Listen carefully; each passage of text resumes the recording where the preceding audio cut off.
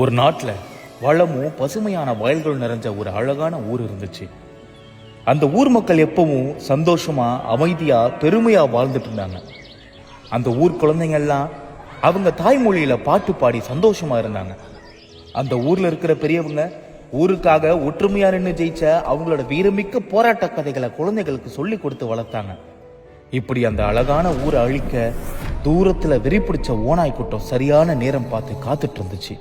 ஏற்கனவே பல ஊர் மக்களோட நிலங்களை பறிச்சு மொழிகளை அழிச்சு பழக்கப்பட்ட அந்த ஓநாய் கூட்டத்தோட பார்வை அந்த அழகான ஊர் பக்கம் திரும்பி இருக்கு.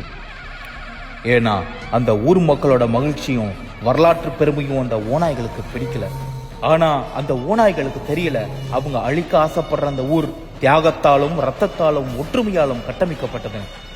எதிரிகள் அந்த ஊரை தாக்க முயற்சி செஞ்சப்ப எல்லாம் அங்க இருக்கிற மக்களோட ஒற்றுமையால பல தடவை எதிரிகள் தோத்து ஓடி இருக்காங்க. பல தடவை. இது வரைக்கும் நீங்க கேட்டது ஏதோ ஒரு ஊரோட கதை இல்ல, நம்ம தமிழ்நாட்டோட கதை.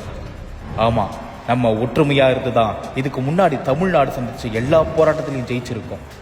நம்ம மறுபடியும் ஒற்றுமையா ஓரணியில நிற்க வேண்டிய நேரம் வந்திருக்கு. ஒரு சதிகார காவி கூட்டம் நம்மளை அழிக்க திட்டம் போட்டுட்டு இருக்காங்க. நீட் தேர்வு மூலமா நம்ம மாணவர்களோட மருத்துவ கனவை சிதைக்க பாக்குறாங்க.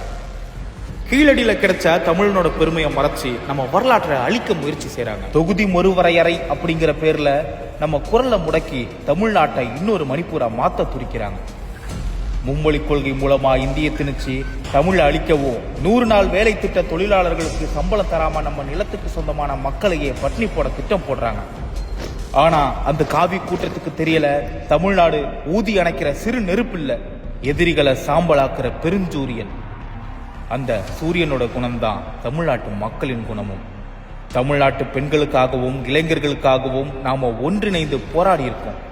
நம்ம மாணவர்களோட கனவுகள் நிராகரிக்கப்படும் போதும் நாம ஒன்றிணைஞ்சு போராடி இருக்கோம். இதுக்கு முன்னாடி பல முறை நம்ம நிலத்திற்காகவும் உரிமைகளுக்காகவும் ஒன்றிணைஞ்சு போராடி இருக்கோம், ஜெயிச்சும் இருக்கோம்.